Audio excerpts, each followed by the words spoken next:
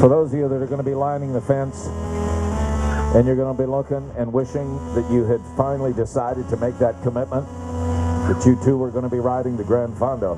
Check the sunshine! I knew it was going to happen. Just as the finishing riders are going to be heading for the line, the sun comes out. Here comes the lead car, here comes the lead rider!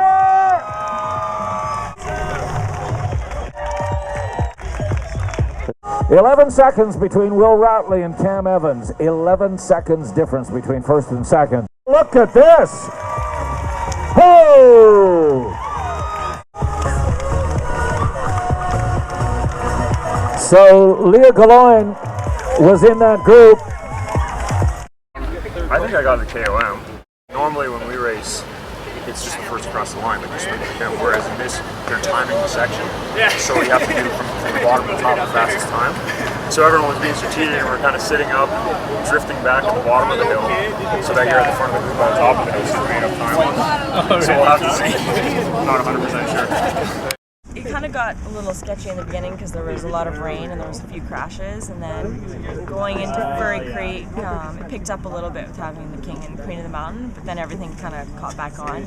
And we had a pretty big group going into Squamish, and then that Squamish climb was where a lot of people got shut off the back. What was your own strategy today? Was it? Well, I knew there was going to be some fast guys with Will and Jeff Kabush in the race, so I was kind of trying to stay near the front when the climbs came, but I just didn't have very good legs today. How did this time compare to your past years? I thought the time was faster, yeah. But I think just because there's some stronger guys in the field and they're making the pace higher. With the rain really changed it up for me though mentally. I went for the Queen of the Mountain just because I was going and I decided why not go hard. I didn't go for the sprint. I didn't even know there was a sprint until I saw Will go flying off the right-hand side. What is he doing? And then I saw him sprint. He was nice enough to wait for me.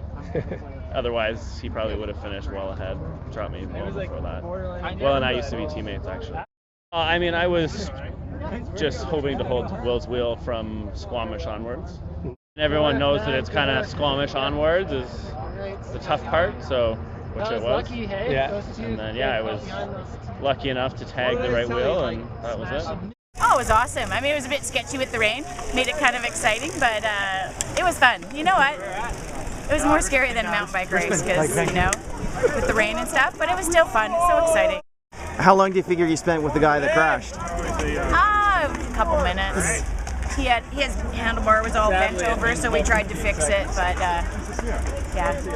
You know, it's sort of humbling when you get in a crash like that, so I just stood up and he was quite hurt. I've been 320 before and I was 345.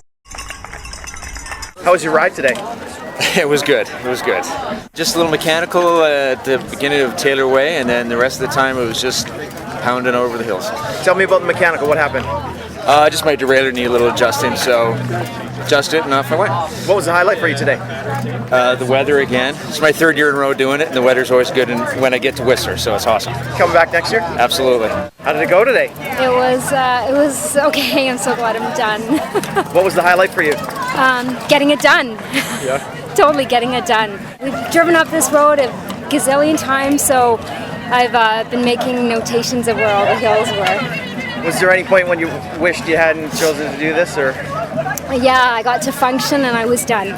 We've got a place in function and I was done at function. So what's your recovery strategy now that you're done? Take my shoes off, lay down, stretch, and grab a burger or something. Once upon a time